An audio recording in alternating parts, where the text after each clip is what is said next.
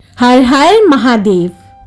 सावन शिवरात्रि सावन महीने के कृष्ण पक्ष की चतुर्दशी तिथि को मनाई जाती है।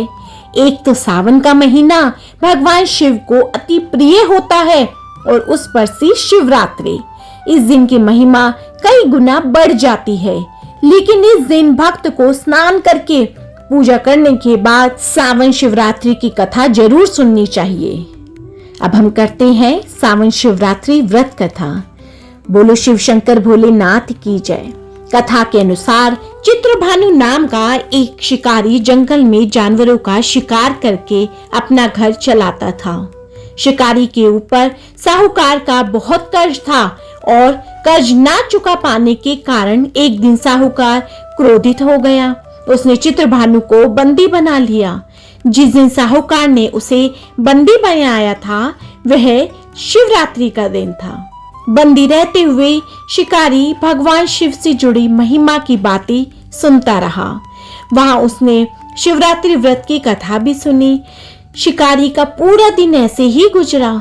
शाम को साहूकार ने चित्रभानु को कर चुकाने के लिए एक दिन का समय दिया और उसे छोड़ दिया। कर चुकाने के लिए चित्रभानु ने पूरा दिन बिना खाए पिए जंगल में शिकार ढूंढते हुए बिता दिया।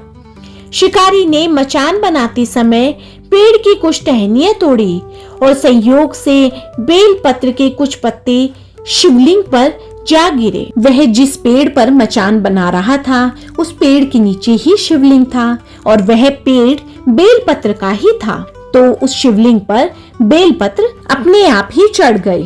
रात्रि का एक पहर बीतने के बाद एक गर्भिणी मृगी तालाब के किनारे पानी पीने के लिए पहुंची।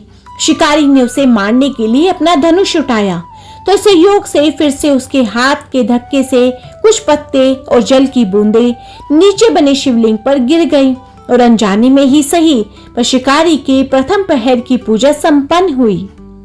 मृगी शिकारी को देखकर बोली कि मैं गर्भ से हूँ और शीघ्र ही प्रसव करूंगी। मैं वादा करती हूँ कि मैं बच्चे को जन्म देकर शीघ्र ही तुम्हारे पास आ जाऊंगी, तब मुझे मार देना। शिकारी ने अब उसे जाने दिया। थोड़ी देर बाद एक और मृगी वहां आ गई। शिकारी ने उसे देखकर धनुष चढ़ा दिया। फिर से कुछ बेलपत्र उसके हाथ से नीचे शिवलिंग पर जा गिरे और इसी तरह से उसके दूसरे पहर की पूजा भी पूरी हुई। इस मृगी ने भी विनम्रता पूर्वक शिकारी से निवेदन किया कि मैं थोड़ी देर पहले ऋतु से निर्वित हुई हूँ, अपने प्रिय की तलाश कर रही हूँ। मैं वचन देती हूँ कि मैं अपने पति से मिलकर शीघ्र ही वापस आ जाऊंगी, तब मुझे मार देना। शिकारी ने उसे भी जाने दिया। अब रात्रि का आखिरी पहर बीतने को था। फिर एक और मृगी अपने बच्चों के साथ उधर से निकली। शिकारी ने उसे मारने के लिए तुरंत ही धनुष पर तीर चढ़ा दिया।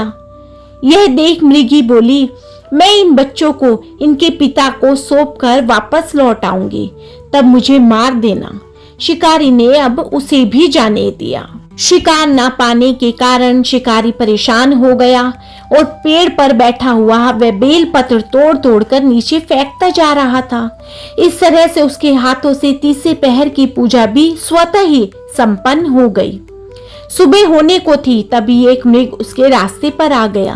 अब शिकारी ने सोचा कि चाहे कुछ भी हो जाए, इस बार तो मैं शिकार की एक भी ना सुनूंगा। शिकारी को देखकर मृग ने कहा कि यदि तुमने मुझसे पहले आने वाली 3 मृगियों और उनके बच्चों को मार डाला है तो मुझे भी शीघ्र ही मार दो, क्योंकि मैं उन मृगियों का पति हूँ।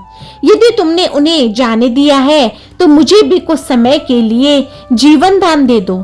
मैं वादा करता हूँ कि मैं उनसे मिलकर तुम्हारे पास उपस्थित हो जाऊंगा। शिकारी ने अब उसे भी जाने दिया। जाने अनजाने में ही सही, लेकिन शिकारी द्वारा उपवास, रात्रि जागरण और शिवलिंग पर बेलपत्र चढ़ने से उसका हिंसक हृदय अब निर्मल हो गया था। थोड़ी देर में वह मृग अपनी पत्नियों के साथ शिकारी के सामने उपस्थित हो गया। जंगली पशुओं की ऐसी सामूहिक प्रेम भावना देखकर शिकारी को अपने आप पर ही बड़ी ग्लानि महसूस हुई।